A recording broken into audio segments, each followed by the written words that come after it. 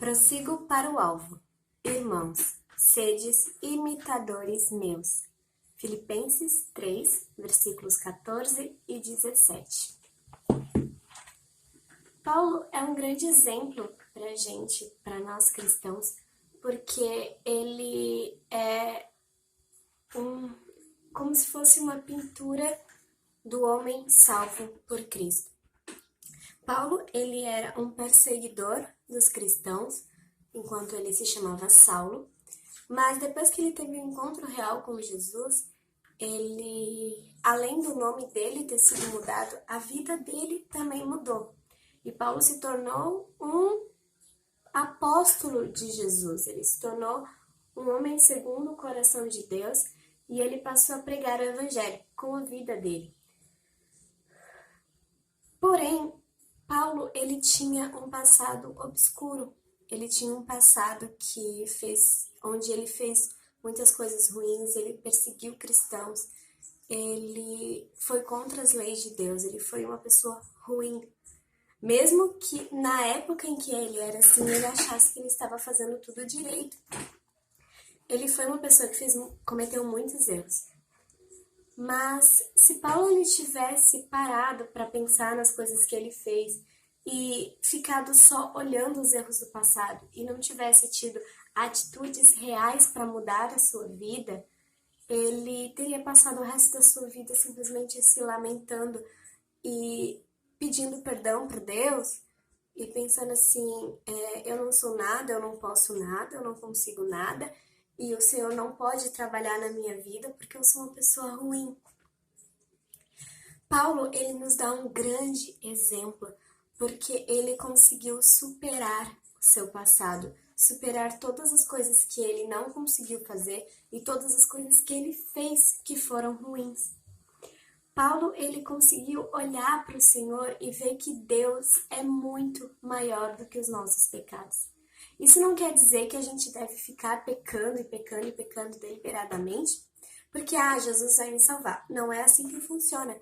Mas sempre que a gente peca, a gente sabe que nós temos um advogado, que é Jesus. Se Paulo tivesse dito para Jesus que ele não era capaz de pregar o seu evangelho, porque ele já tinha feito muitas coisas ruins, talvez a gente até entendesse ele, porque faz sentido. Mas aí Paulo não estaria dizendo que Deus é maior do que todas as coisas, que Deus é maior do que os nossos pecados.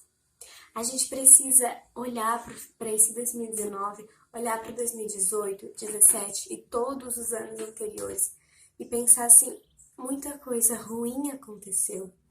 Eu fiz muitas coisas ruins, eu pequei muitas vezes. Muitas dessas coisas eu me arrependo e algumas dessas coisas o Senhor vai me dar o discernimento para me arrepender futuramente. Mas a gente não pode permitir que os nossos erros do passado afetem o nosso futuro. Assim como Paulo, ele utilizou os seus erros e tentou melhorar e tentou mudar, ao invés de simplesmente ficar se martirizando, a gente também deve fazer isso. A gente deve olhar para 2020 com uma esperança de que o Senhor é maior do que todos os nossos pecados, que o Senhor é maior do que todos os nossos problemas. Eu te convido nessa virada de ano, a gente se fazer novos, assim como Paulo se fez novo quando ele teve um encontro real com Jesus. A gente deve entregar para o Senhor todos os nossos erros, todos os nossos pecados, se arrepender deles, pedir perdão a eles, pedir perdão a Deus por eles e viver uma vida plena ao lado do Senhor, buscando dar o nosso melhor. Há uma pintura de um artista do século XVI que se chama Uma Alegoria da Prudência. É uma pintura muito bonita e ela trata a prudência como se fosse um homem de 3 cabeças e uma cabeça é bem jovem e ela fica olhando para o futuro, imaginando com esperança o futuro. Uma cabeça é de um homem maduro, pensando no presente, e uma cabeça é de um senhor de idade, olhando para o seu passado.